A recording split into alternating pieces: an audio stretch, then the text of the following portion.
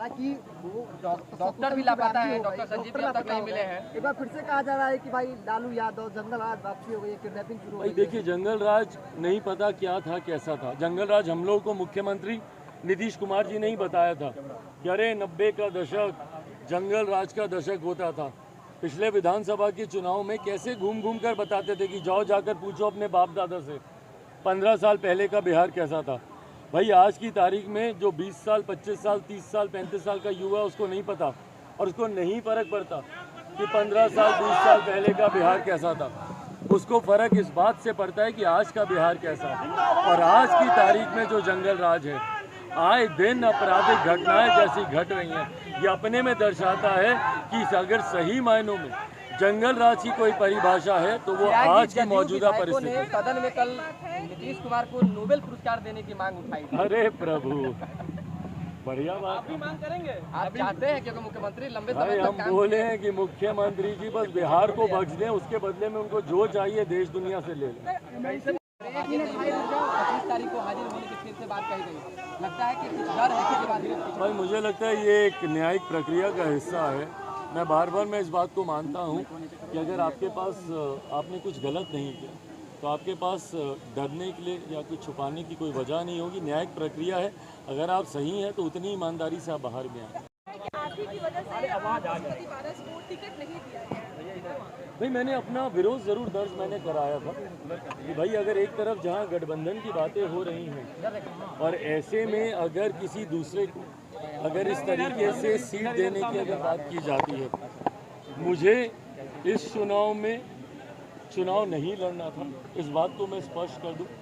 मात्र एक सीट को लेकर मैंने कहा है कि एनडीए से गठबंधन की चर्चाएं चल रही हैं, पर जब तक तमाम बातें क्लियर नहीं हो जाती, Bihar first Bihari first vision document को लेकर हो, लोकसभा की सीटों को लेकर हो, विधानसभा की सीटों को लेकर हो, तब तक किसी भी तरीके की गठबंधन की घोषणा करने का मतलब नहीं। और ऐसे में मात्र एक सीट पर चुनाव लड़ने के लिए या 2 सीटों पर चुनाव लड़ने के लिए एमएलसी की मैं गठबंधन की घोषणा कर दूं, ये पार्टी का फैसला कभी था ही नहीं। तो इन चुनाव में हम लोगों ने चुनाव नहीं लड़ना था, ये बात पूरी तरीके से स्पष्ट थी।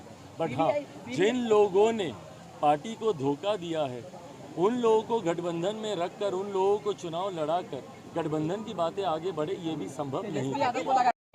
चुनाव लड़ सकते हैं, क्या कुछ समीक्षा में बाहर निकला है? बिल्कुल, राष्ट्रीय परिषद की बैठक दिल्ली में बुलाई गई थी।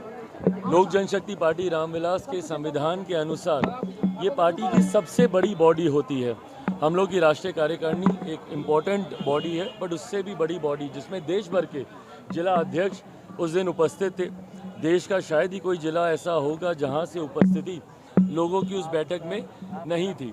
तो ये एक बड़ी बैठक होने के नाते इसमें यकीनन फैसला लिया गया कि आने वाले दिनों में जिन जिन राज्यों में भी चुनाव होंगे उसमें लोक जनशक्ति पार्टी रामविलास अपने प्रत्याशी उतारेगी। पार्टी का मनोबल यकीनन नागालैंड के परिणामों से लोगों का, कार्यकर्ताओं का मनोबल बढ़ा हुआ है। अगर नागालैंड जैसे राज्य में जाकर पार्टी इतना बेहतरीन प्रदर्शन कर सकती है तो ये उम्मीद है कि बाकी राज्यों में भी आने वाले समय में जहाँ जहाँ पे चुनाव है, अगर हम लोग हमारे पार्टी के कार्यकर्ता नेता मेहनत कर लेंगे तो वो दिन दूर नहीं। 2 राज्यों में पार्टी को मान्यता आज की तारीख में प्राप्त हो गई है। 2 और राज्यों में अगर प्राप्त हो जाती है तो राष्ट्रीय पार्टी का दर्जा लोक जनशक्ति पार्टी रामविलास को मिल जाएगा। उस लक्ष्य की ओर पार्टी के कार्यकर्ता मजबूती से संकल्पित होकर अब आगे। सवाल है, हिमाचल दौरे पर हो क्या रहे हैं, 2 दिवसीय दौरे पर क्या कहा जा रहा है? मुस्लिम वोट को एकत्रित करने की प्लानिंग चल रही है। भाई वो उनकी अपनी रणनीति का हिस्सा हो सकता है, वो आ रहे हैं।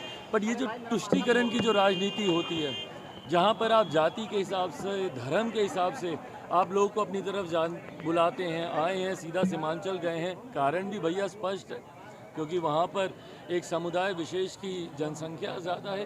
ये तुष्टीकरण की राजनीति का मैं कभी भी समर्थक नहीं रहा हूँ। अगर आपको किसी भी राज्य की या अगर ओवरऑल अगर आपको बिहारियों की या भारतीयों की भलाई या विकास की बात करनी है तो उनको सबको साथ लेकर चलना है।